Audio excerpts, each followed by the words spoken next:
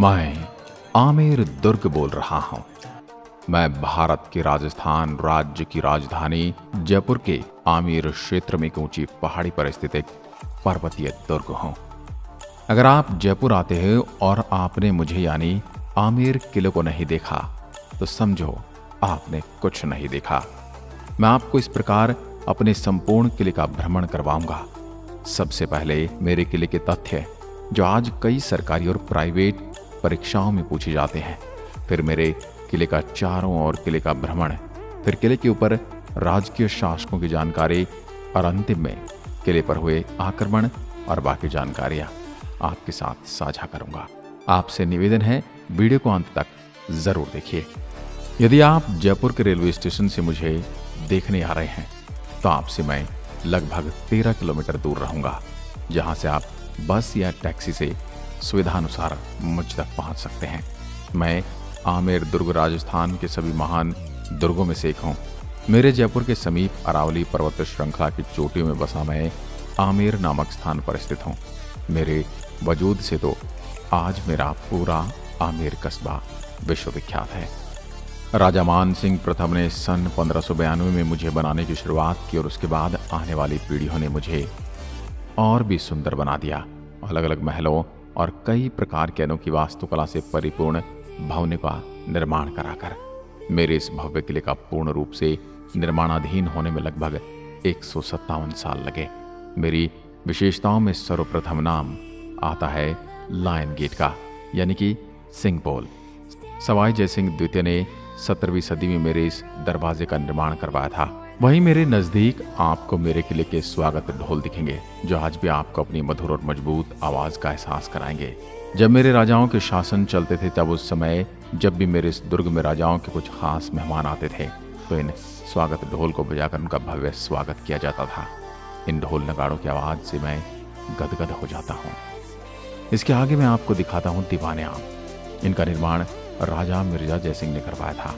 यहाँ पर दीवाने आम के बीच में मिर्जा राजा जयसिंह बैठा करते थे और आम लोगों की शिकायतें सुना करते थे। इस भवन का निर्माण हिंदू और मुस्लिम कल्चर से मिला जुला कर बनाया गया है। मेरे दीवाने आम में कुल 48 पिलर हैं, जो रेड सैंडस्टोन और मार्बल के चमकदार पत्थरों से मिलकर बने हुए हैं। इसी दीवाने आम के साइड में आपको शीश महल दिखेगा, जो मेरे इस दुर्ग को 4 चांद लगा देता है।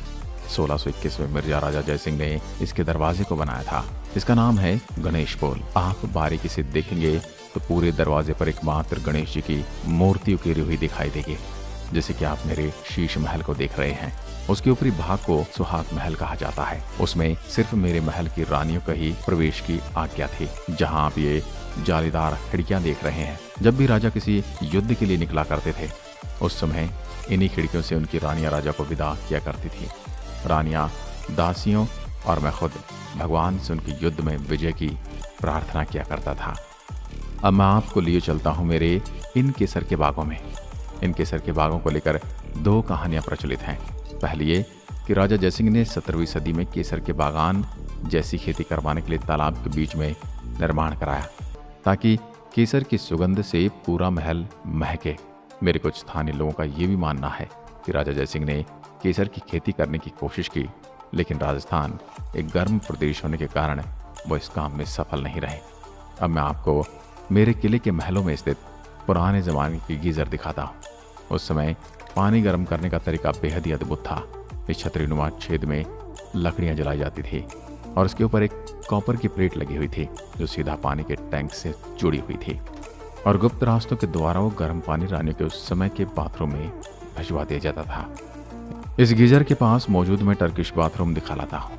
आप देखेंगे तो पाएंगे इस बाथरूम में अंदर एक गर्म और ठंडे पानी की आने की जगह है। वहीं मार्बल से बना एक विशाल बाथटब आपको दिखाई देगा। इसके अंदर रानी बैठकर स्नान किया करती थी और वहीं पास में 4 चौकोर पर बनी कुर्सियों पर बनी रानी की दासियां बैठकर रानी को नहाने में सहायता करती थी। आपने तो बस फिल्मों में देखा है, लेकिन मैंने सदियों से ये नज़ारे अपनी आंखों से देखे हैं। हालांकि मैं रानियों के नहाने के समय अपनी आंखें दूसरी तरफ घुमा लेता था और कोई फर्क भी नहीं पड़ता।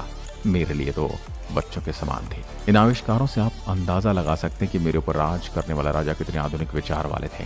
बाथटब के पास में ही सनबाथ और बॉडी मसाज के लिए छोटे छोटे कमरे बने हुए थे। साबुन और सुगंधित वस्तु को रखने के लिए स्थान भी मुझ में देख सकते हैं। बाथरूम के पास ही उस समय के 99 टॉयलेट मेरे अंदर बने हुए हैं। इनका इस्तेमाल राजसी परिवार किया करता था। मेरे दुर्ग के कई हिस्सों पर सोने को पिघलाकर रंग के साथ मिलाकर रंगाई का इस्तेमाल किया गया है। इसका नज़ारा अद्भुत होता है।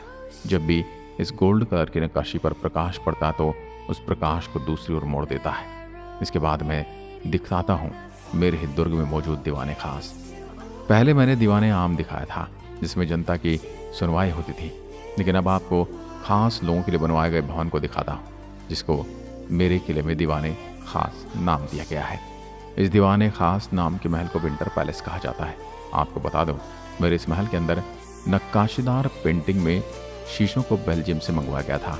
लेम के द्वारा इन शीशों को गर्म किया जाता है और जब ये गर्म शीशे हो जाते हैं तो दीवाने आम भी गर्म हो जाता था ताकि सर्दी में खास मेहमानों को सर्दी न लगे।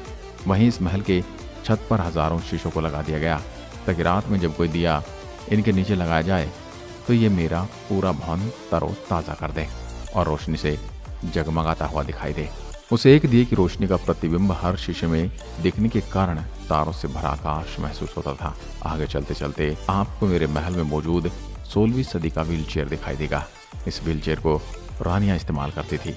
जब भी किसी शुभ दिन या उत्सव में जाने के लिए रानियां सज धज कर तैयार होती थी तो उनकी ज्वेलरी आभूषणों के वजन के साथ में लेकर चलना कठिन होता था, इसलिए सज धज कर ज्वेलरी पहनकर इस व्हील चेयर पर बैठकर उत्सव स्थान पर जाया करती थी।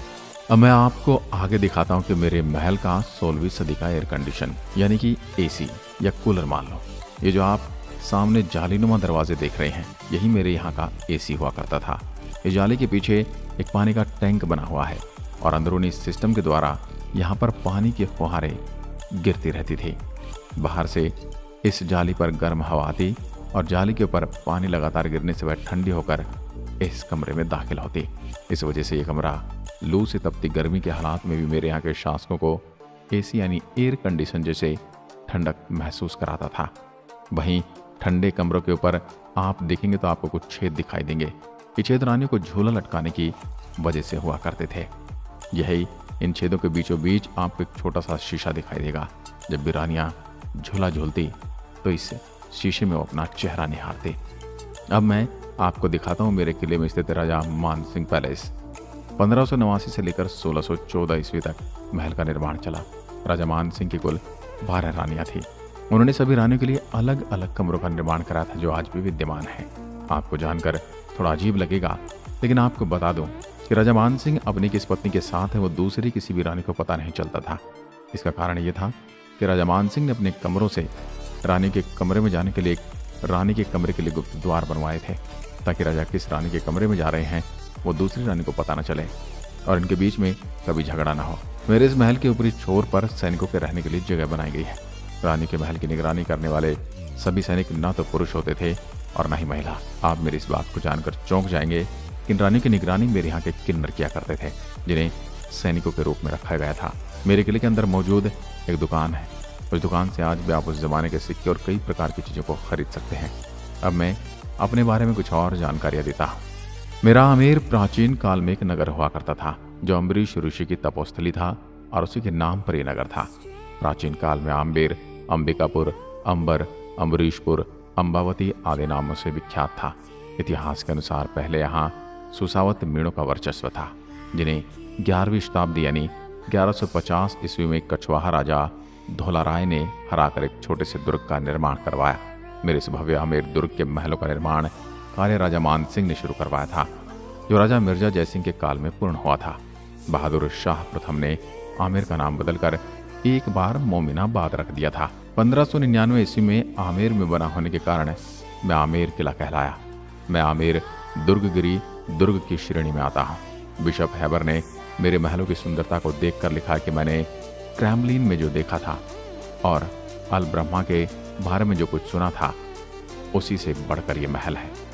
मानसिंह महल वर्तमान में मेरे दुर्ग में सबसे प्राचीन महल है।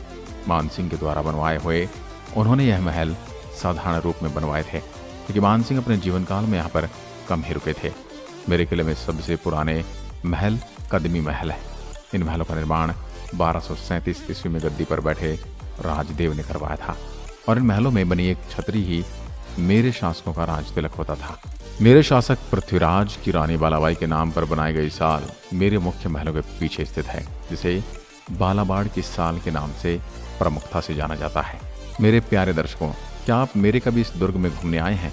और यदि नहीं भी आए हैं तो मेरी आत्मकथा सुनकर तो आपको अंदरूनी मन भी ये कह रहा होगा कि इस किले में जरूर जाएंगे।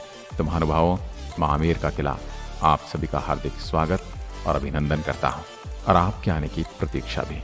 जय हिंद, जय भारत।